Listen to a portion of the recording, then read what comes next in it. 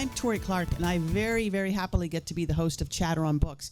Okay, we found one person who has heard Chatter on Books. Anybody else? Two. That's a spouse. Gosh, Three. we have another spouse. We have a quorum. We can start the meeting.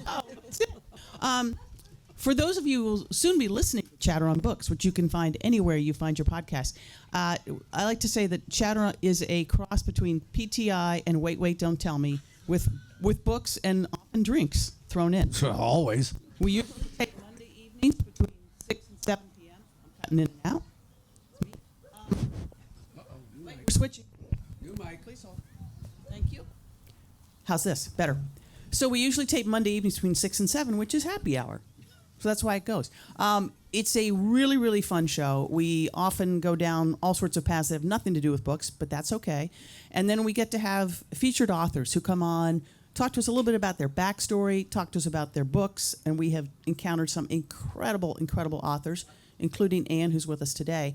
And we seldom have repeats.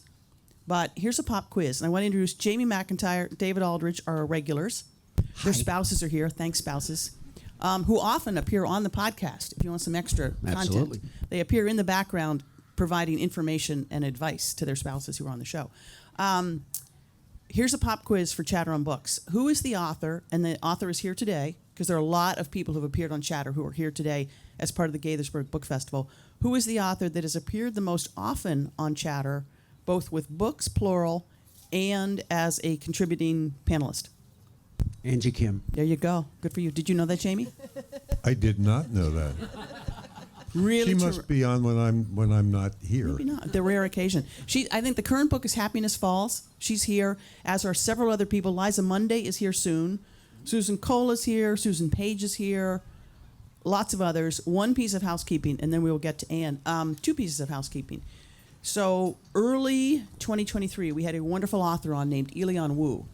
And she had a fabulous book based on it's called Master Slave, Husband, Wife, based on the true story of an enslaved couple that escaped from Georgia in the 1840s.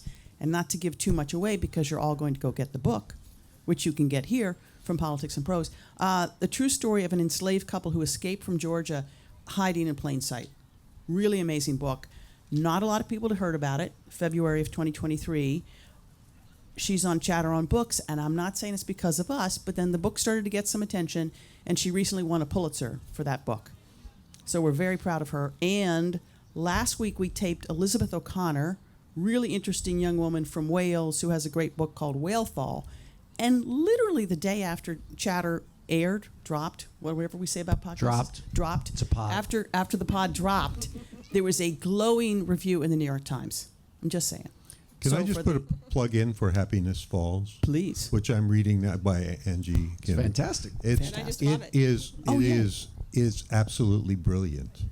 It's just brilliant, and I won't give anything much away, but it's a mystery, and it's kind of semi-autobiographical, but not really. It's fiction, and it also features an autistic, nonverbal 14-year-old boy, and I just started reading it, and I'm like, I was just blown away.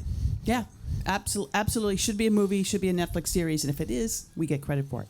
Okay, so Angie has been on the show the most often, and it was with different books and to appear as a panelist. We have never before taped a podcast with an author the second time with the same book.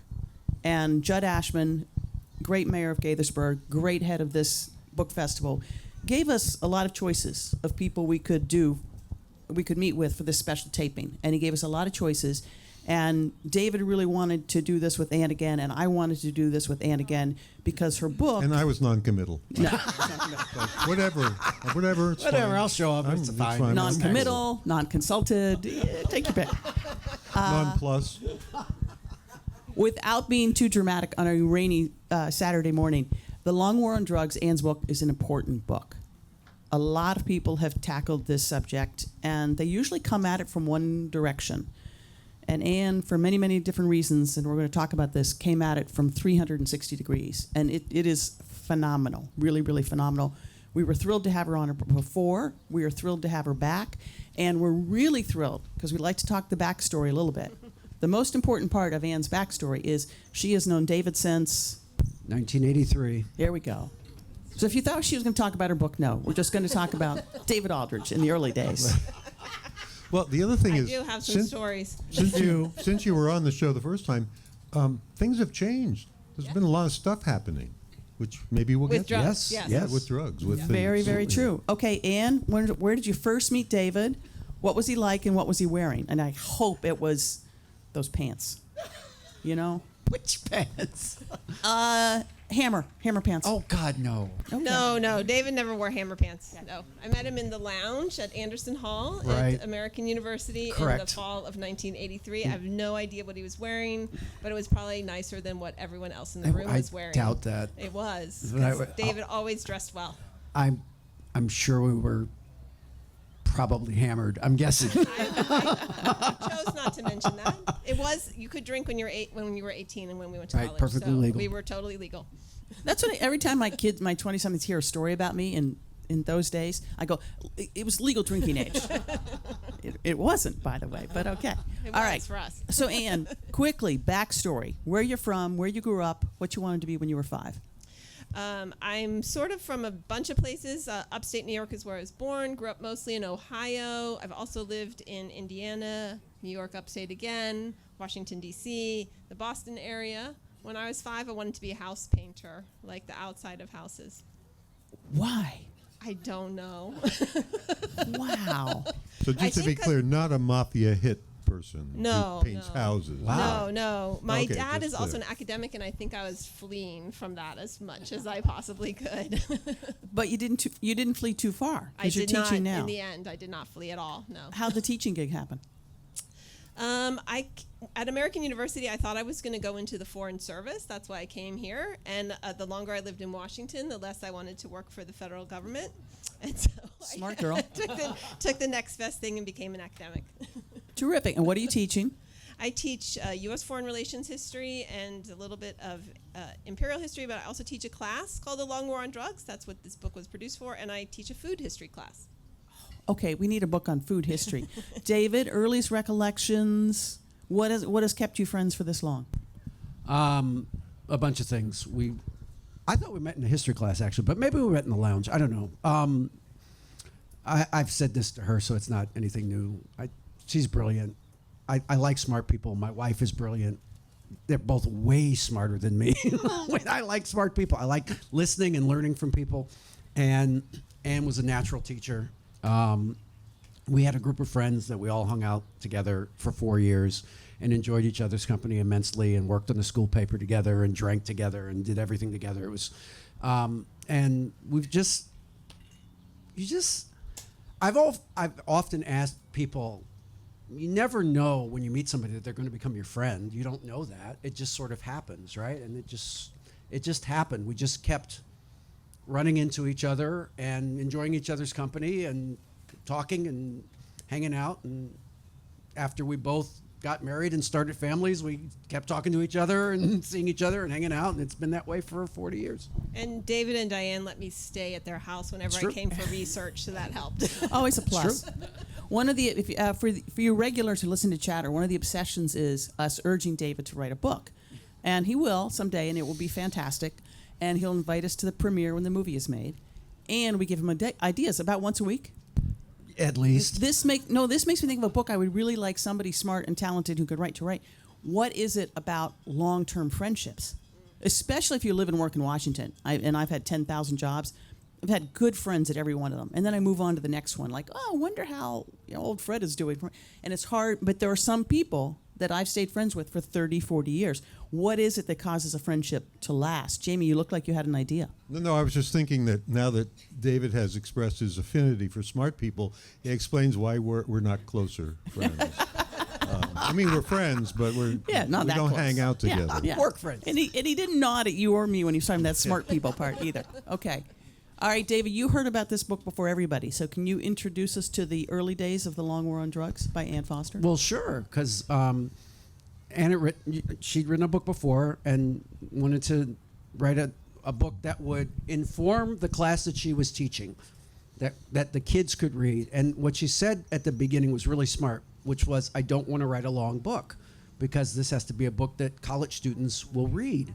And I thought, that's really smart. Like that makes sense, right? And so it's a detailed history of the worldwide / U.S. driven kind of Obsession is an with the excellent war word on drugs. with drugs and drug interdiction and why we're doing this war on drugs the way we're doing it badly. How'd that David- work for you? That's good. That's not bad. Yeah. So David also read drafts, which he's maybe too shy to say, but Yes, I am it was too shy. really, really helpful to me because he's such an amazing writer. So I benefit a lot from that. David, do you remember your notes for her in the early drafts? Yeah, some. I mean, it wasn't anything earth-shattering. It was okay. What do you mean by this? Or this sounds great. This is just usual. Did you enjoy stuff. editing? Yeah, I like editing. I actually do like editing. So I did it. Well, Suzanne is a great editor who worked at the Post. Suzanne, I was on the desk for a week and said, "This is for me," because I can't deal with people like me. Like her temperamental writers. I can't do it. But Anne's far from temperamental, so it was easy. So David is a great editor because he would tell me, because he's also my friend, so he would tell me things that were praise that I understood to mean I had to change something. And that was really good because either you have an editor who doesn't know you and so they can't really get inside your head, or you have an editor who's too kind to tell you anything. But David was kindly said the things I needed to know to revise my manuscript. Nice. Jamie McIntyre, you write as well. It's often a different kind of writing. Do you like being edited? So one of the things that I've always taken away from having a really good editor is when an editor tells you that some chunk of your prose is indecipherable or they don't understand what you're saying, the natural inclination is to think, how can they be, I've written it so plainly, how could they not get it? But there really is no comeback to I don't understand what you're saying here, because if they don't get it, then the reader is not going to get it either. So you've got to go back and work on it again. And that's one of the, just like every good player has a good coach, every good writer has a good editor. I need verbal editing. I find myself saying to people I'm with all the time or people I'm working with, okay, what I'm saying makes a lot of sense in my head. I'm not sure it's coming out that way, so Right. please raise your hand. And the only time verbal editing I get all the time. 1,000 years ago, I wrote a book, a really terrible book. And I was pretty excited at the time because it was a legit publishing house, and they told me it was one of the best editors, this guy named, not to name him, Dominic Anfuso. I thought, well, this is great. So I'm writing drafts and sending chapters, no response. And he kept saying, yeah, I'll get back to you. Don't worry, it's great. I'll get back to you. Weeks go by, months go by. In the meantime, the people who really mattered, who print these stupid things, were saying to me deadlines, and this is last chance. So finally, I will never forget because it was August, and I'm finally on the phone with him, going, "This is really bad. You have to help me." He goes, "I'm going to the Hamptons for a few weeks. Perfect time." He goes, "Send it to me." And these are the days when you print it out, the manuscript. So I sent it to him, some fancy schmancy address in the Hamptons. And maybe a week later, big package arrives, FedEx, and there it was. And I thought, oh, here we go. And maybe the first couple of pages, there were edits. And to everything you all just said, it was like, oh my God, this is what a good editor does. I got really excited, and then I pretty much burst into tears because he got through the first 3 pages like, that's all. Literally never touched another page. So if you ever meet anybody that bought a really bad book called Lipstick on a Pig, let me know, and I will reimburse them whatever they paid. The only version you can get now is the Chinese version. It's hilarious. Are you serious? Yeah, you can get the Chinese version for about $1, and I'll reimburse you for that too. Anyways, editing is spectacular. Okay, what were your students saying when you first said you're working on this book? Because some of them worked with you on it, right? Yeah. What did they say? And what did they change the way you wrote the book and what you included in the book? Oh, absolutely. So this is a class that's for all students. So it's any kind of student, not just history majors. I have a lot of nursing students, criminology students from every background. And students are pretty interested in drugs. So they were interested to learn about it. Some of them we have students, the ones who are interested to learn about it because they're practitioners, and then we have the students who are nurses, but we also had students whose family members are in jail because of the war on drugs. We have students whose family members have died or been addicted or all kinds of things. So the students were extremely interested, but coming from every different perspective. There's a lot of ways in which they changed it. The most important, I think, are the nursing students who helped me think about including more of an aspect of the medical care and the medical story as a through line throughout the whole book. Jamie, how can you ask the Jamie McIntyre question? Which, because I've often not read the book, I often ask, what is the book about? What is the point of this book? What will I learn from this book? But now he's read it twice. What is the plot? No, I think now he's read like the beginning of it twice. Well, no, I've read actually large chunks of it. Okay, thank you. So But this that book, was now, and that was right. That's ages ago. So this book is trying to explain sort of the story of why do we keep doing the war on drugs over and over and over when it clearly doesn't work.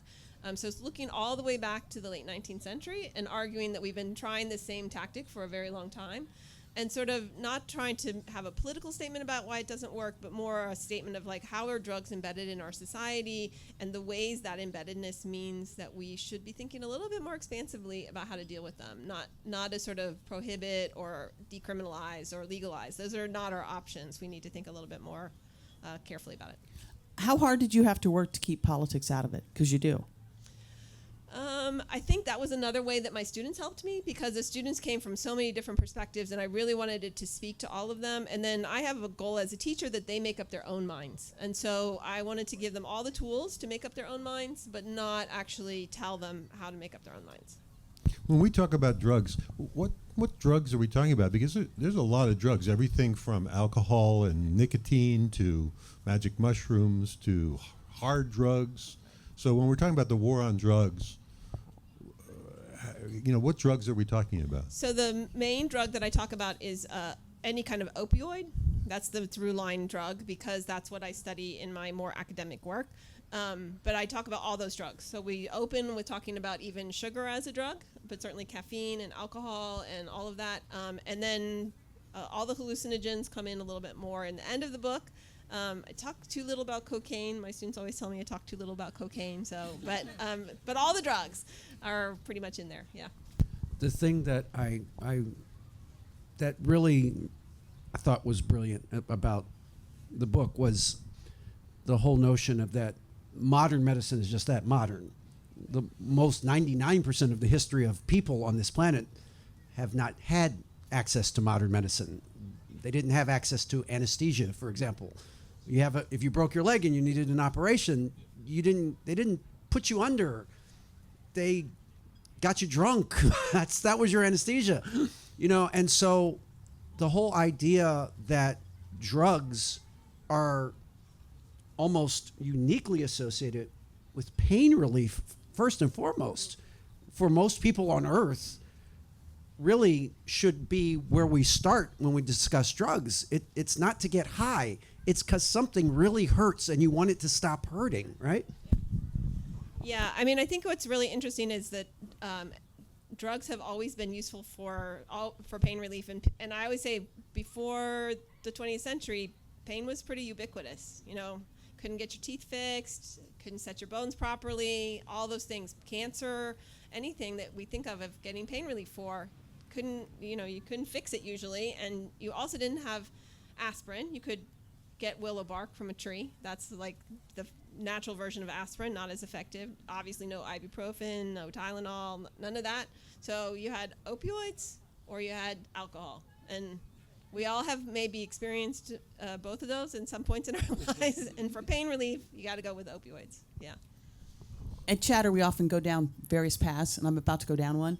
I don't think Ann knows this, but David and Jamie know this story. My dad was a doctor, and he was in the Army, and he was sent to the Philippines in late World War II, and he was an ear, nose, and throat surgeon. And the anesthesia they used was pure, raw cocaine. And the thing he had to watch out for back then was people who would deliberately get hurt, because they wanted to come back in for the cocaine. And then, I don't know, I remember asking him about it one time, and I said, well, what did you think of it? And he goes, oh, it was really spectacular.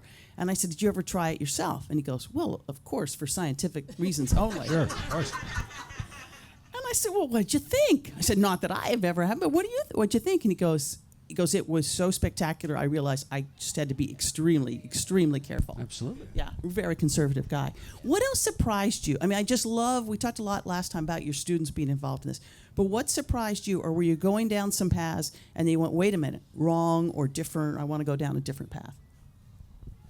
I think the thing that surprised me most was about the environmental consequences of the war on drugs. So I knew a little bit about that, but there's not very much scholarship about that. And I always say that so that any like graduate students or people looking for a project, that's a project you should do.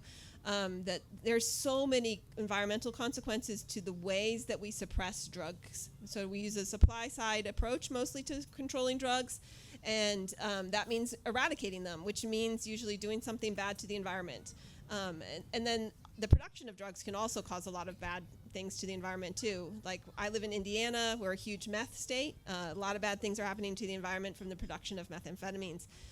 So yeah, the environmental side of it, I think, is enormous that we don't think about, and that surprised me.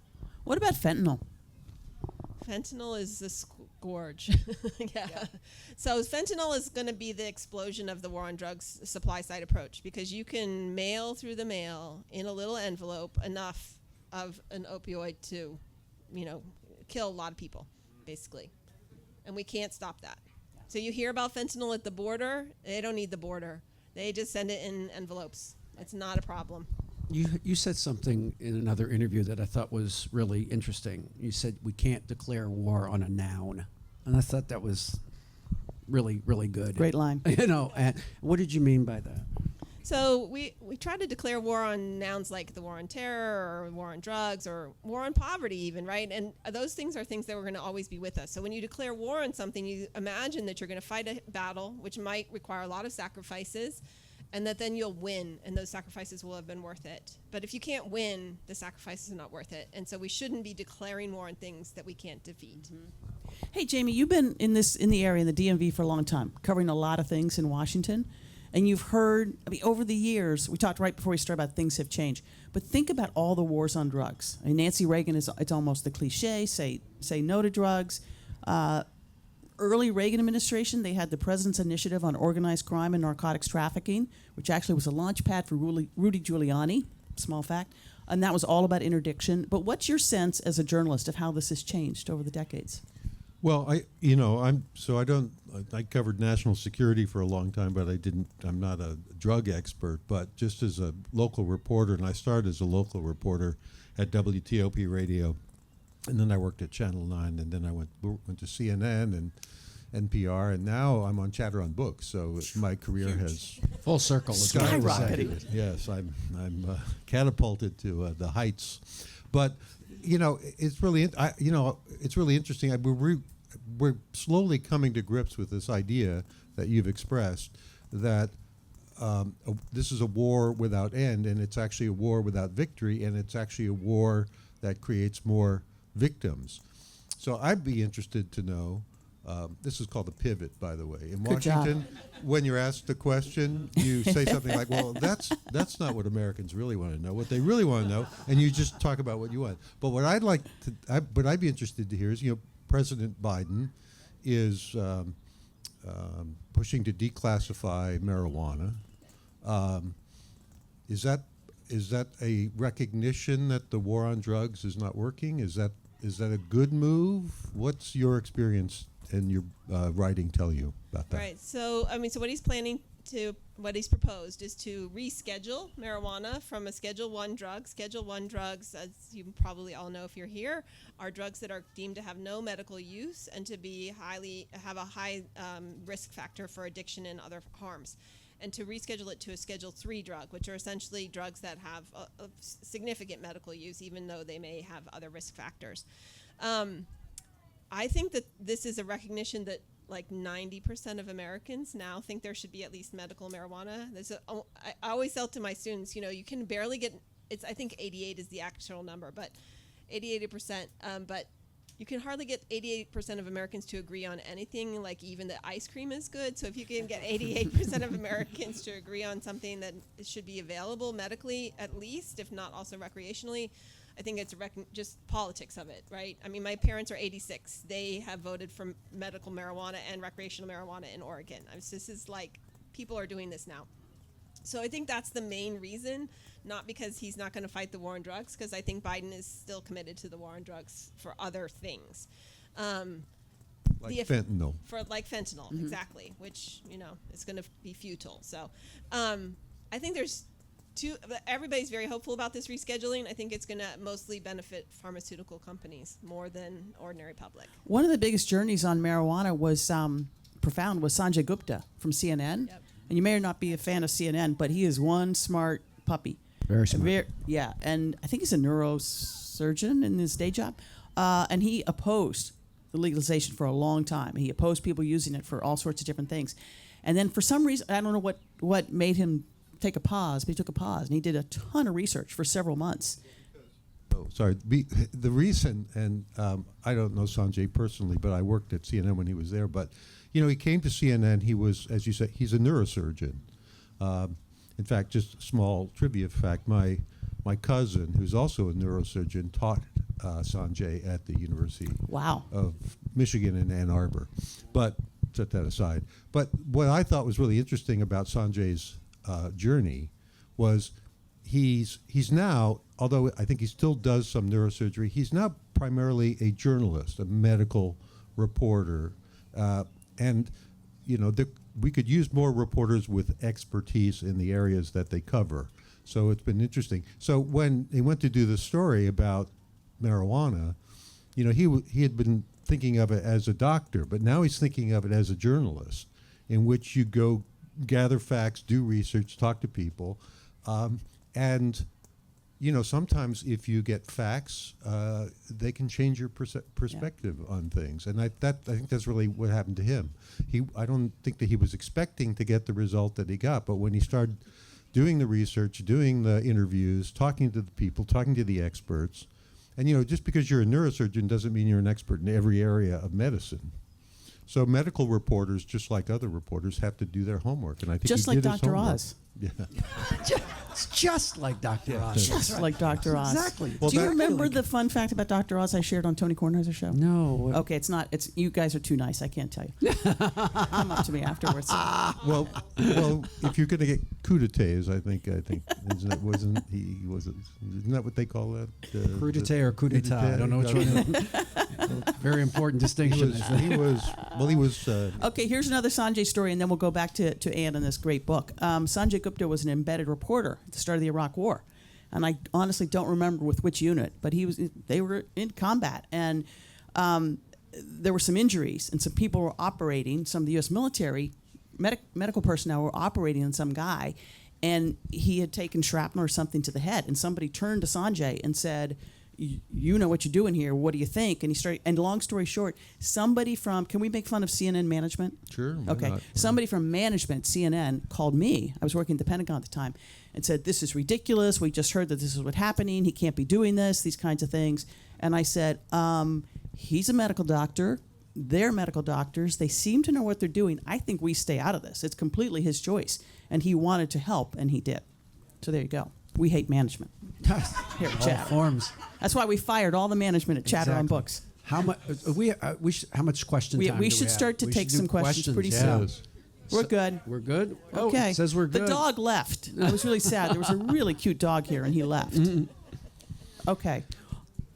And you're I wonder what you learned writing the book that you went, that's surprising. Like, I didn't think that would be the answer to whatever it was I was looking into. Your Sanjay Gupta moment, Yes. where Such you a good had a one. sudden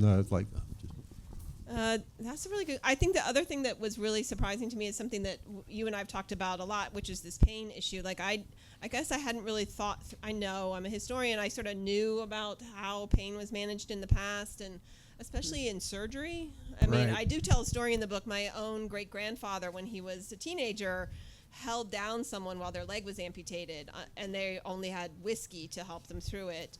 The person holding the child's leg down, because he would need the whiskey too. No, my great grandfather was a very devout Methodist And so he would not have been having any whiskey. In fact, Wow. probably none of the people in the room, probably the only time they drank whiskey was in order to Wow. survive through these kinds of medical. So he obviously he told us this story, probably inappropriate the first time we heard it. We were little, but it made a big impact on him. And I was thinking, he was born in, I think, 1890. So this is not that long ago, right? That you have people enduring surgeries like an amputation just with alcohol. And obviously, alcohol has a lot of side effects that might not be good for someone who's undergoing surgery. Yeah, right. Like nausea and vomiting. Exactly. And Yeah. you can, and opioids too, right? You can, if you miss, then the person is off into an overdose, essentially. So I think that was thinking through the implications of all of those medical things that people went through in the past, and not just the pain management, but the whole range of things that people had to go through, and with not the kinds of medical care that we rely on. Even if we rail against the medical system, it's a lot better. So when David talked about, we brought up that the primary use of drugs by humans is to relieve pain. I was also thinking about mental pain, Yes. mental anguish, Yep. mental illness, Yep. And all the things that we have to deal with.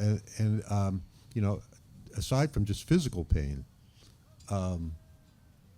All right, that's just a comment without a question mark People at the have end. always used drugs for the same reasons that we use drugs today, right? There's always been a recreational, I want to do this for the ways that it alters my mind. Like that has always been part of it. So it's always there. But you're right. I think, people have done all kinds of drugs for the ways that it can give them insight into their own mental health, into, dealing with grief, Well, just or any kinds of self-medicating. things. Self-medicating, when that's what you could do. So right? what are the policy implications that one would draw from your book? What would it tell people who are like members of Congress, lawmakers? Right. What direction would it point them in to what kind of policies we should have? Yeah, so this is always my hardest question because this is really challenging, right? So one thing I always ask my students to do at the end of the course is to write a policy paper. What would they do, having learned all of the things that they've learned? And I think, one thing is for sure that use should not be punished with any kind of criminal effects. There's so many reasons for that I could spend the rest of the time talking about that, right? First of all, most people who use drugs use them only recreationally or only for self-medication in ways that are not too harmful, and they use them for a particular period, and they don't have any lasting ill effects. So we all have stories of people we know for whom there were lasting ill effects, and that's not to downplay any of that, but most people who use drugs, illicit drugs or licit drugs, use them safely and episodically. So that would be the first policy implication, is that if somebody is using drugs, they should not be thrown in jail and should not have any kinds of criminal effects.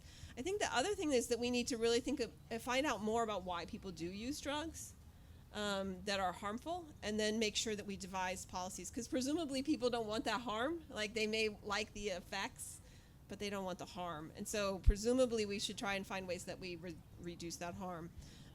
I think those are the two most important things. It feels like there should be ways to try and make it so that criminals don't make so much money off of it. But that's a harder sell to figure out that. So, yeah. Okay. Questions, comments, ideas from the crowd? Back row. Yeah, sure. I'm going to take privilege here. I would like to make a comment. I think one of the benefits of descheduling marijuana that people don't realize is that now studies can be done, because currently there's only one place that marijuana can be obtained from. It's a government-run facility. So this will open up all kinds of research, and we need that research for medical purposes. So I gave a sort of short answer to that question, but I do think that it is definitely going to be beneficial in a lot of different ways to be able to do medical research on marijuana. I just also think that unless it's very carefully managed, it's mostly going to benefit pharmaceutical companies, and it's not mostly going to benefit ordinary people who use it. So it's going to be a mixed bag, but it will certainly be very much beneficial to be able to do research on it. Yeah. Travis. Hi, Ann. Hi. This is amazing. This is so thanks. much fun. The question I want to ask you. So I do drug policy, so ethics and drug policy, and so this in conversation is where like the rubber really meets the road for me. And so I share the same intuition that you do, that basically decriminalization just seems overdetermined as a response. You say you shouldn't be thrown in jail for use, right? So this isn't the purview of the criminal law. So now I want to ask you the question that I find very hard. What are we supposed to say about the experiment in Oregon, where these like progressive drug policy folks who all voted in favor of drug decriminalization, less than 2 years later are like, I can't actually live with this decision. The culture has changed too much, and went back on it. Like as a progressive drug policy person, I find that a very difficult case study to wrestle with. So I'd love to hear your thoughts. Yeah, so there's two things two ways I think about that. One is that if I think it's not the only case that we should look at for that. So Portugal does something similar, right? And I think the Portuguese case offers us a lot of guidance about how that could be done better and much more sort of safely for all involved. And so there are ways to allow for safe use without it turning into sort of this free-for-all that happened in Oregon.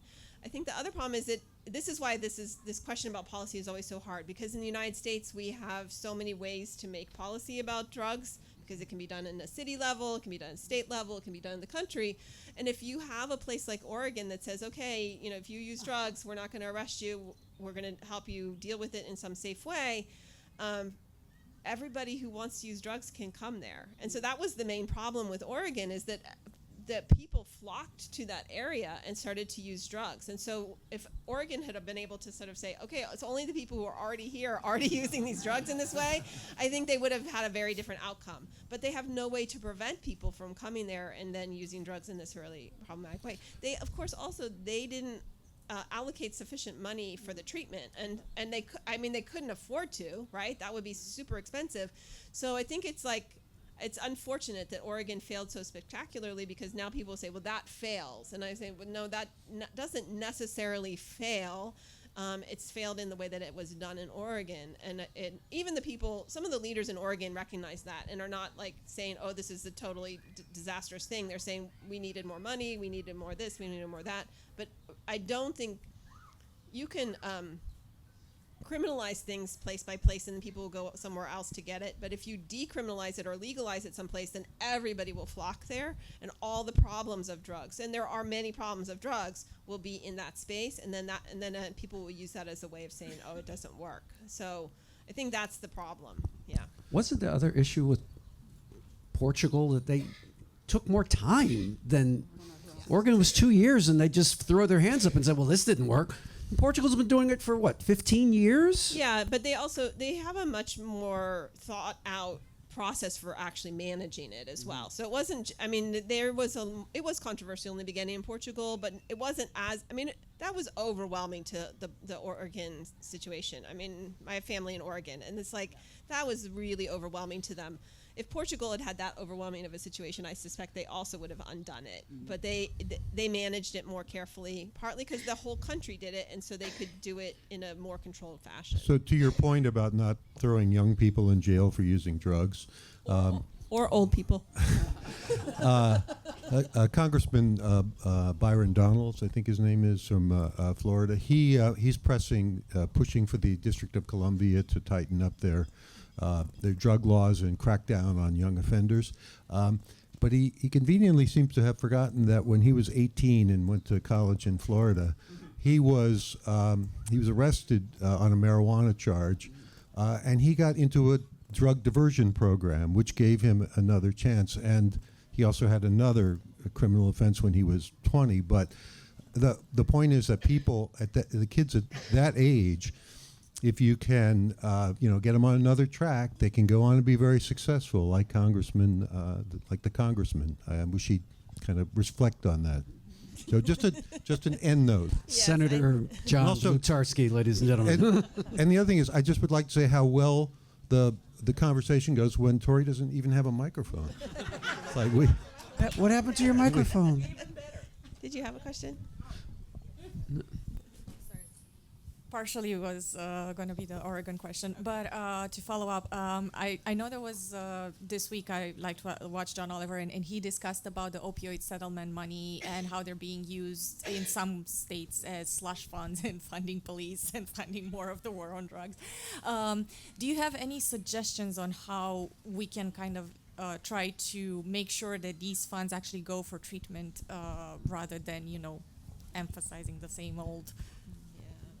I mean, that's a great question. None of the tobacco money went for actually really dealing with tobacco. So I guess I never even thought that it would ever go to anything to deal with selling.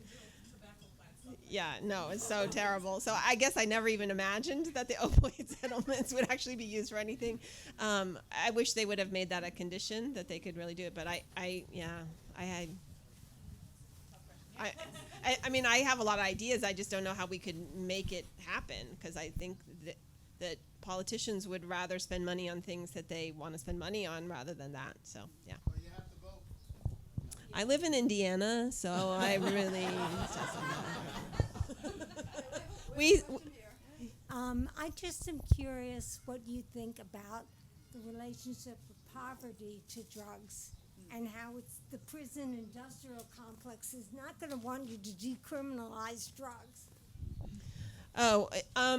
Yeah, I think that drugs are actually, I mean, it's true that if you use drugs and you're poor, you're more likely to go to prison. But as Jamie's question suggested, everybody uses drugs.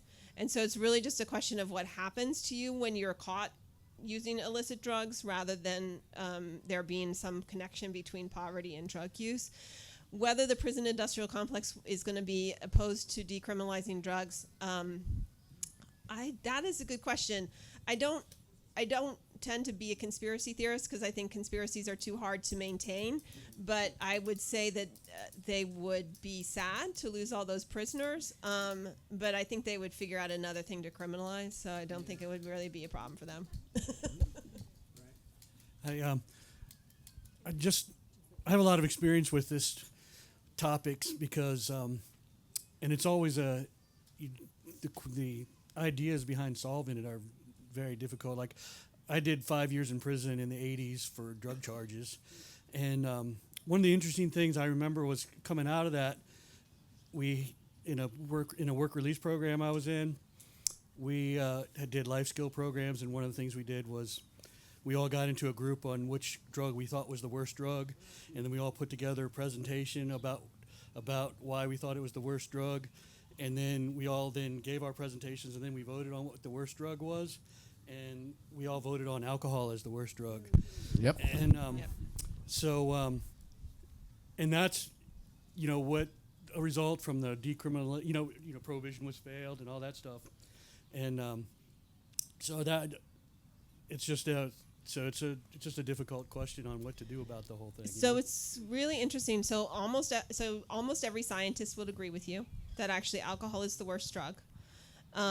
That it causes more people get addicted. It causes people to be violent, to do all kinds of things. So addiction to alcohol causes a lot of problems. But then also people under the influence of alcohol are likely to do things that are very harmful. And we all sort of laugh that off, right? Like I did this crazy thing. Because if you get arrested for that, it's not going to really cause you lifelong consequences. And if you get arrested for doing a crazy thing under the influence of cocaine, it will, right? So, yes, I think, that's completely true. There's two things. One is alcohol prohibition worked. So we always say alcohol prohibition failed. Alcohol prohibition worked in the sense that alcohol consumption per capita in the United States went down dramatically during Prohibition and never reached the 1919 levels again until the 1970s. So depressed alcohol consumption per capita, not some people not, but per capita for decades to have that prohibition that we say failed. So I'd like to always tell my students, like, you can make people stop using a drug by prohibiting it to some extent. And the places where people stopped using alcohol were places where it was not embedded in the culture, right? So like out where I live in Indiana, there's a lot of people who were kind of already on the fence about alcohol or didn't really use it that much. And so they just stopped. Like there was no more alcohol easily available, so they didn't drink it. No big deal. and it was places where it was really embedded in the culture, then people would seek for it. So that's the other thing, though, is because with alcohol, we do have sort of cultural norms about them, about the use of it, how we can identify when someone's using it problematically, when someone's at your dinner party and they've had a little too much to drink, you say, I'm going to call you a cab, right? Like all of these things that we have as cultural norms for consumption, and we don't have those for illicit drugs. And we need to have them if we're going to decriminalize them so that we help people stay safe within their boundaries. And so I think that's why we should look at alcohol more. This is something I wish I had done in my book, is look at alcohol more as this like similar kind of drug, but is legal. Yeah. We have time for one more question. Anybody? You mentioned a couple of times that marijuana being legalized, that the pharmaceuticals are going to get into it. Could you elaborate on that a little more, and what about the inherent dangers of this could be? So I mean, I think there's a lot of benefits to the pharmaceuticals getting involved with it, right? They'll be able, all the things that we know that it does well, like with cataracts and hunger stimulation, all that stuff, they'll be able to figure out how to do that safely and most effectively. And so I don't think it's a harm. I just think they're going to be the beneficiaries because they're going to medicalize it, and they're going to make it a drug that we purchase through them, and they're going to make a lot of money off of it. I think it's going to make it so that people who want to use it recreationally are going to find that is not as possible, because it's a Schedule III drug. It's still not legal, still not available over the counter, right? It's still by prescription. And so if you are a person who uses marijuana recreationally, it may become, in fact, harder to justify that. Now, it will be beneficial for some, also for the fact that it's not as illegal. Maybe it'll be easier for people to do their banking and all those kinds of things in states where it is legal. But I think the main thing is it's going to more medicalize marijuana, and that's going to have a really different effect as this drug that has been consumed recreationally for so long in so many places. I bet your students love you. No, she answers the question, then she always gives more information. You go, oh, I hadn't thought about that. Okay, David, I'm going to force Ann to do 60 seconds more, but do you have Jesus. let's get you out with this question for Ann? No, go to 60 No, seconds. okay. Enough talking from me. 60 seconds more. This goes back to the beginning. Our listeners on Chatter like to know about the person and what they're like. And this 60 seconds more gets to Ann as a reader and a writer. So Ann, and this will be almost 60 seconds. Favorite book as a child? I think when I was on before, I said Little House on the Prairie, but I'm going to change it to The Last of the Really Great Whangdoodles. Never heard of it. Julie Andrews. Read it. Oh, spectacular. Okay, good one. Okay, name a book or an author that has influenced you.